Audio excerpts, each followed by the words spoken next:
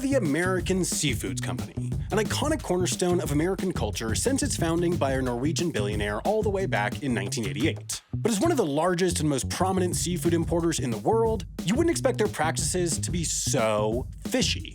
Or, well, obviously they're fishy, but I mean the other kind of the not fish fishy. Look, the point is, the federal government is investigating them for using an insane legal loophole involving a secret railroad to nowhere and international borders in Maine to dodge World War I era shipping laws. And where there are corporations committing wacky crimes, there are educational YouTubers to profit off explaining how they did it. So let's explain how they did it. You see, shipping goods in the US comes with a few patriotic caveats. After the blockades of World War I, the US decided that they needed to be able to do all of their shipping themselves, and that relying on other countries to move their goods was for poor people.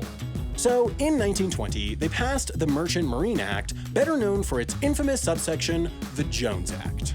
This essentially prohibits any foreign vessels from moving goods between any two US ports. After all, those foreign vessels could be smuggling dangerous exotic cargo like Kinder Eggs or free healthcare. But mostly, this act was designed to keep American shipping companies strong, so if all the other countries turned Nazi or Nazi zombie, we would still have enough ships to get by on our own. To this day, the only ships that can transport goods domestically are ones that are American flagged, crewed by at least 75% American citizens, and constructed out of at least 90% American steel.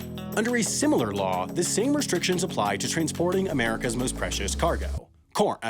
Americans. This is why American cruises always need to stop over in a foreign country like Canada or Mexico.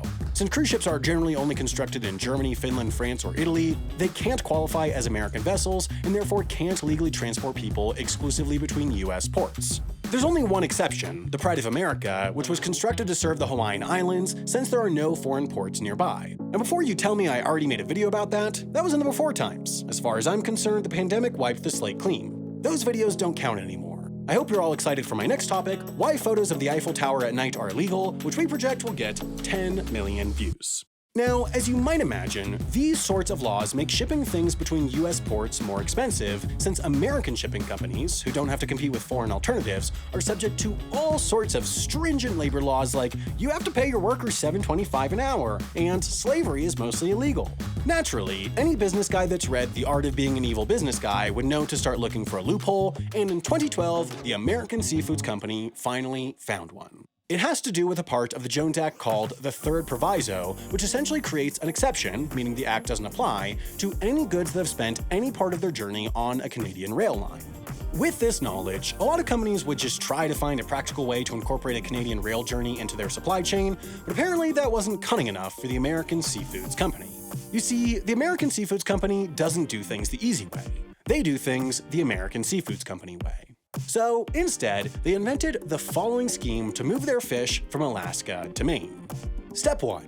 Acquire fish. Step 2. Load those fish onto a dirt-cheap, foreign-flagged vessel in Dutch Harbor, Alaska. Step 3. Send that ship down through the Panama Canal and up to New Brunswick, Canada, right over the border from Maine. Step 4. Use the money you would have wasted chartering an American ship to buy yourself a really fancy hat. Step 5. Load those fish onto a truck and drive that truck onto the Bayside Canadian Railway, a super real train line with exactly 2 stops 100 feet away from each other. Step 6. Send the flatbed rail car for a scenic 45-second round-trip journey to all of the best spots in Canada, like the Bayside Dock and 100 feet south of the Bayside Dock. Step 7. Drive your newly Jones Act exempt fish across the border into Maine. Nothing hits the spot like a Jones Act exempt fish.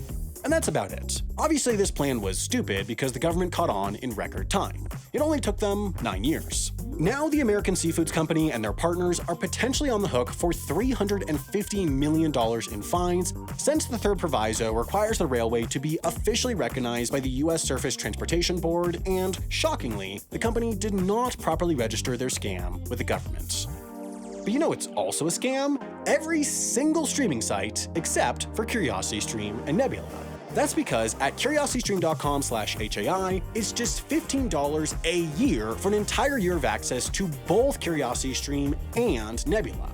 Believe it or not, even while paying the same for a year of 2 streaming services as you pay for a month of others, you'll still be helping support loads of independent creators. Of course, that's because Nebula is the creator-founded and run streaming service where we put all our normal videos early and ad-free, exclusive companion videos and extended cuts, and big-budget Nebula originals like the HAI Bricks Special.